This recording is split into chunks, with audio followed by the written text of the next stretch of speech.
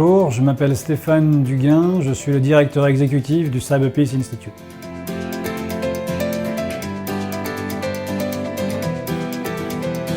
Le Cyberpeace Institute est une ONG basée ici, à Genève, à but non lucratif.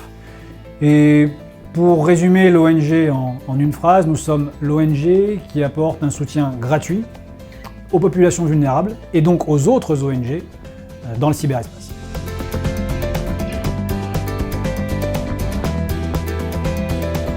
J'ai eu l'honneur et la chance d'être le premier employé du Cyberpeace Institute. J'ai eu donc à charge de le créer, de faire en sorte qu'il devienne une réalité ici, à Genève, et toujours d'avoir à cœur d'apporter au plus vite un soutien extrêmement pratique aux populations vulnérables victimes de cyberattaques. Et depuis notre création, depuis fin 2019, déjà en 2020, nous avons apporté des soutiens à ceux qui étaient attaqués. Soutien pour se défendre, être plus solide face à l'attaque, mais également un soutien, malheureusement, aux victimes d'attaques dans le cyberespace.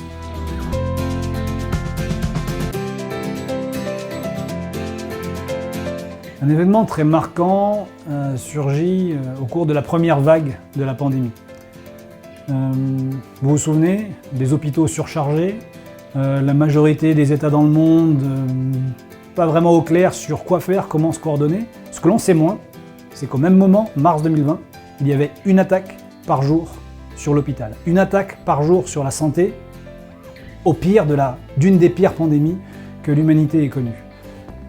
Imaginez si une fois par jour, un groupe criminel entrait dans un hôpital, décidait de bloquer tous les ordinateurs, en détruisait d'autres, volait leurs pièces d'identité à l'intégralité des gens présents et se posait à la porte, faisant en sorte de refuser l'entrée à toute ambulance ou véhicule de secours, une fois par jour.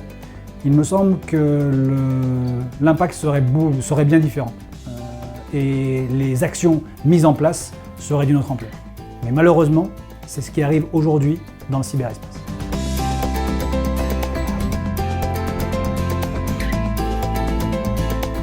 Lorsque l'on parle de développement durable, de quoi parle-t-on?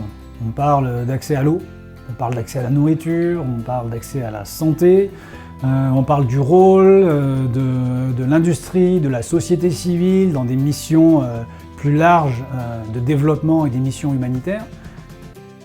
Et de fait, lorsque l'on parle du cyberespace, on parle de la même chose.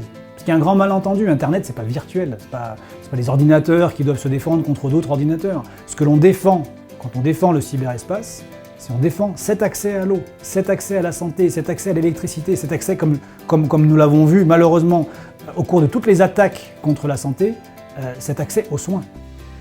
Nous sommes dans une société qui se numérise à vitesse grand V.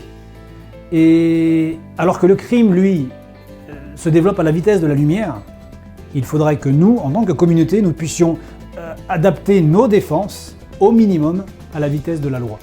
Et c'est tout l'enjeu du Cyberpeace Institute. Et c'est en ça que notre action soutient complètement les objectifs de développement durable. Parce que pour tous, il y a une couche numérique, une couche cyber, une couche technologique qui, si elle n'est pas prise en compte et sécurisée, une ambition de développement durable ne peut pas voir le jour.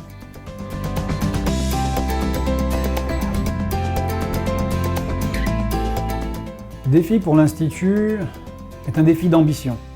Aujourd'hui, je pense que collectivement, nous pouvons demander à ce qu'il n'y ait plus aucune attaque sur le secteur hospitalier. C'est un défi, nous nous y attelons. Nous avons très récemment mis en place une plateforme publique où malheureusement tout le monde aujourd'hui peut se rendre compte de l'état de la menace sur le secteur hospitalier. Elle est encore malheureusement bien trop importante. Et le second défi serait, nous sommes dans une période de vœux, de laisser aux générations futures un Internet dont le niveau de sécurité et le sentiment de justice que l'on a lorsque l'on l'utilise soit au moins aussi, je dirais, bancal et balbutiant que celui que l'on a aujourd'hui. Ce serait déjà pas mal.